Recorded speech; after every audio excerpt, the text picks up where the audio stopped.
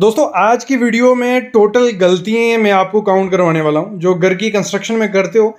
और वो गलतियां किस वजह से होती है कि नॉलेज नहीं होता है, क्योंकि अगर वो चीज़ें आप फॉलो अप करोगे आपका घर सेफ बनता है, क्योंकि खर्चा तो सेम हो रहा है लेकिन वो गलतियां आपके घर को कमज़ोर करते जा रही हैं। तो आज आपको कोई 15 से 20 गलतियां मैं आपको गिनाने वाला हूं जो घर की कंस्ट्रक्शन में होती है। तो कंप्लीट वीडियो देखना, लेकिन उससे पहले एक काम करना है आपको। उससे पहले चैनल को सब्सक्राइब कर लेना है, बेल आइकन दबा लेना है, क्योंकि यहाँ पे प्रैक्टिकल नॉलेज घर को कैसे सही से बनाना है वो आपको हम सिखाते हैं। तो शुरू करते हैं आज का वीडियो।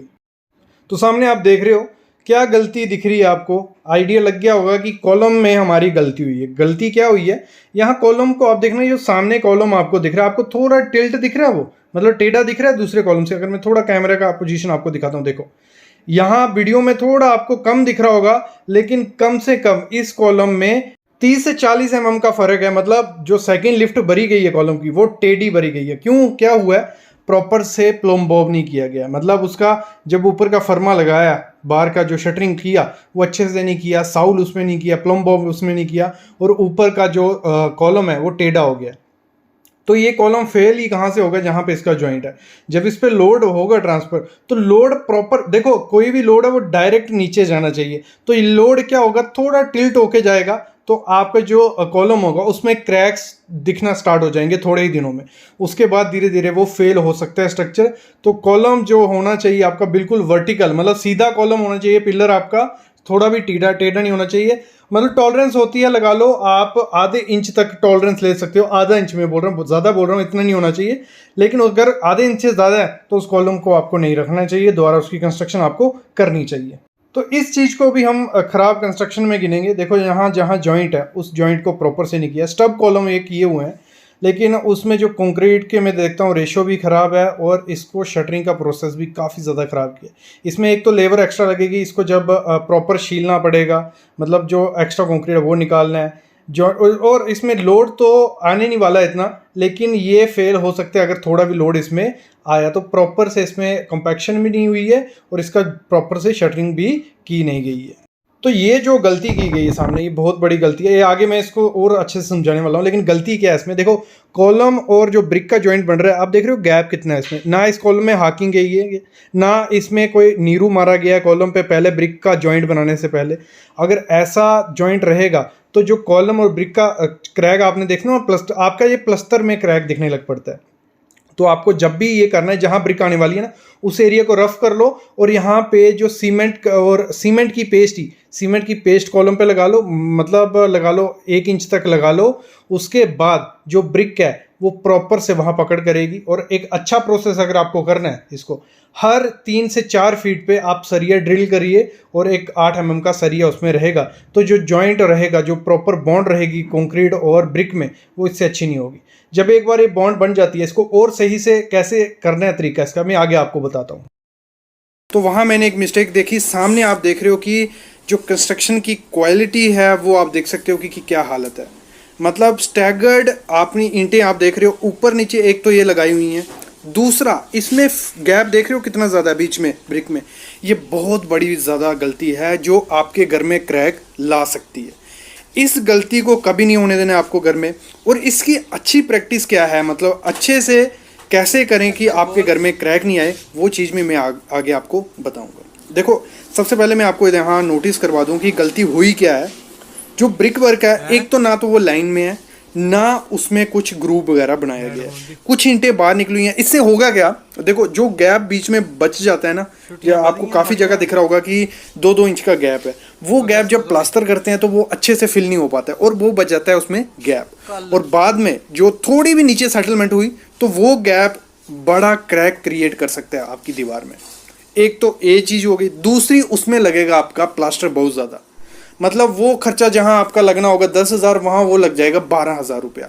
तो मतलब काफ़ी ज़्यादा ये खराब चीज़ है। जब भी आप करवाओ आपको क्या ध्यान देना है, कैसे आपकी ग्रूव बना होना चाहिए। सामने आप देख रहे हो दीवार, ऊपर की दीवार और बीच में एक लेयर है, जो बीच की लेयर है वे फ्लॉप एक नंबर, मतलब कुछ नहीं है, ये आपकी खराब लेयर। लेकिन जो ऊपर की है उसमें प्रॉपर वे से ग्रूव बनाया गया। और सामने जैसे आप देख रहे हो इसमें ग्रूव तो बनाया गया लेकिन काफ़ी छोटा ग्रूव है। इससे क्या होगा, आपका जॉइंट प्लास्टर से नहीं बनेगा। तो ये भी एक गलत तरीका ही है बनाने का। लेकिन जो ये सामने वाली दीवार है इसमें जो ग्रूव है ये प्रॉपर वे से बनाया गया है। और ये जब इसमें प्लास्टर होगा, इसमें एक तो फिलिंग होगी या पूरी, मतलब जो भी ब्रिक वर्क हुआ है उसमें फिलिंग हो गई, बाद में ग्रूव बन गया। जब इसमें प्लास्टर आएगा, अगर आप इसमें 10 mm भी प्लास्टर करेंगे, मतलब आधा इंच का भी हमारा प्लास्टर चढ़ेगा, तो वो प्रॉपर वे से हो जाएगा आपका। कभी उसमें प्लास्टर ना तो क्रैक दिखेंगे ना तो वो गिरेगा। और सामने जैसे आप सेम दोबारा देख रहे हो, तो एक आपको हमेशा प्रैक्टिस रखनी है, जब भी आप प्लास्टर करवाओ आपका ग्रूव होना चाहिए। ऐसा कभी अपने कॉन्ट्रैक्टर को नहीं करने दो, जहाँ मिस्त्री आपने को ऐसी चीज़ करने दो। और इस वीडियो के साथ एक और चीज़ मैं अटैच करूँगा कि जब भी मतलब जॉइंट बनाओ कॉलम और ब्रिक वर्क में, जैसे मैं आपको दिखा देता हूँ एक बार बाहर जाके, कि जैसे वो सामने हमारा कॉलम दिख रहा है, उसमें कॉलम और ब्रिक वर्क में हमेशा वायर मैश यूज़ करनी है आपको। जॉइंट जहाँ अब भी आएगा वहाँ कंक्रीट और ब्रिक वर्क का जहाँ भी जॉइंट आएगा, जो चिकन मैश बोलते हैं जिसको, जो जहाँ आपने देखा होगा मार्केट में भी, जहाँ मुर्गे रखे होते हैं जिसमें हैन वगैरह, तो उसमें जो मैश यूज़ की जाती है वो मैश मार्केट में इसी काम के लिए भी लाई जाती है। वो आपको दोनों तरफ 3-3 इंच चढ़ा के फिर आपको प्लास्टर करने हैं। तो सामने आप देख रहे हो हमारा एक मतलब कास्टिंग हुई है, जिसमें क्या हुआ है, सॉइल फेस मतलब कंक्रीट हमारा सॉइल फेस पे ही कर दिया है। ये बहुत बड़ी मिस्टेक है, ये ऐसा आपको करना ही नहीं है, क्योंकि मतलब जो रेनफोर्समेंट होगी वो इससे क्या होगा, क्रोजन पकड़ लेगी या इसमें डैमेज या मतलब स्ट्रक्चर वीक होने के चांसेस काफ़ी रहते हैं। तो कभी भी सॉइल फेस पे आपको कंक्रीट करना ही नहीं है। मतलब वहाँ पहले शटरिंग प्रोवाइड कर लो, अच्छे से मतलब एक्सकवेट कर लो एरिया को।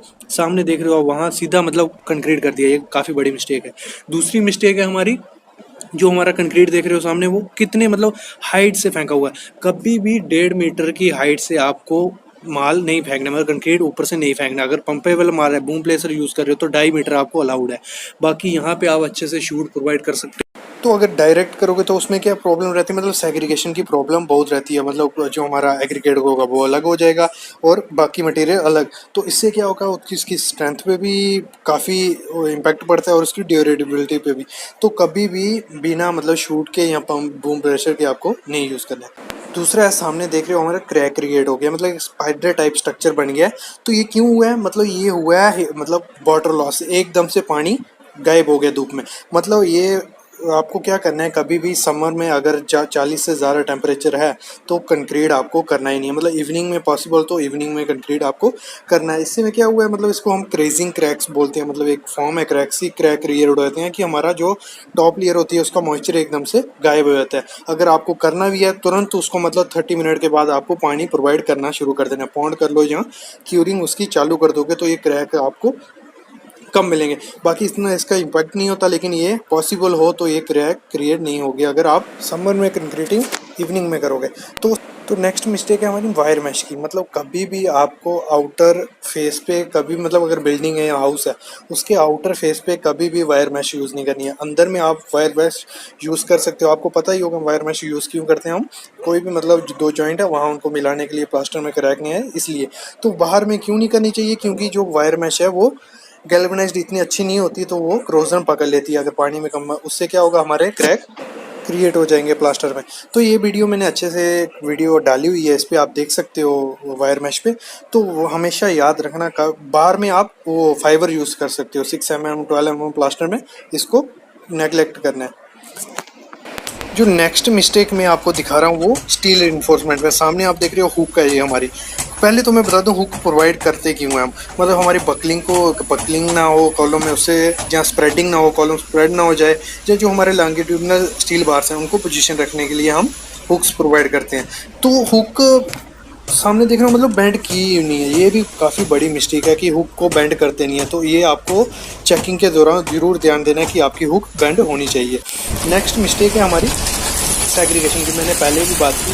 तो सेग्रीगेशन क्या है, हमारा जो देखो जो एग्रीगेट है वो अलग हो गया है, मतलब सीमेंट अलग हो गया, सैंड अलग हो गया। तो ये काफ़ी इफ़ेक्ट करता है उस पर, मतलब हमारी स्ट्रेंथ पे उसकी। तो हमेशा आपको वही कंक्रीट यूज़ करना है। सामने हमें कंक्रीटिंग की उसी माल से, तो क्या हो रहा है देखो एग्रीगेट अलग हो रहा है, इसमें क्या होगा बाद में हनीकॉम्ब निकलेगा और वॉइड्स रह जाएंगे और ये स्ट्रक्चर फेल होने के चांसेस बहुत बड़े हैं। अगर आप वाइब्रेटर भी करोगे तब भी इसको अच्छे से नहीं कर सकते। तो आपको ध्यान देना है जो आपका एग्रीगेट है वो प्रॉपर साइज का है, सीमेंट की रेशियो प्रॉपर डाल रहे हो आप, या पानी वाटर उसमें प्रॉपर डाल रहे हो, तो ये चीज़ आपको ध्यान देनी है। तो नेक्स्ट मिस्टेक है हमारी, जैसे मतलब वाइब्रेट किया कि शटरिंग की मिस्टेक है, कभी भी स्लरी बाहर नहीं आनी चाहिए। फोम प्रोवाइड करो जहाँ मतलब शटरिंग अच्छे से करो तो आपकी स्लरी बाहर नहीं आएगी। अगर स्लरी बाहर आ गई मतलब सीमेंट बाहर आ गया तो उसमें भी वो बहुत बड़ी प्रॉब्लम देखी जाती है साइड पे। तो ये चीज़ आपको चेकिंग के दौरान ज़रूर ध्यान देनी है।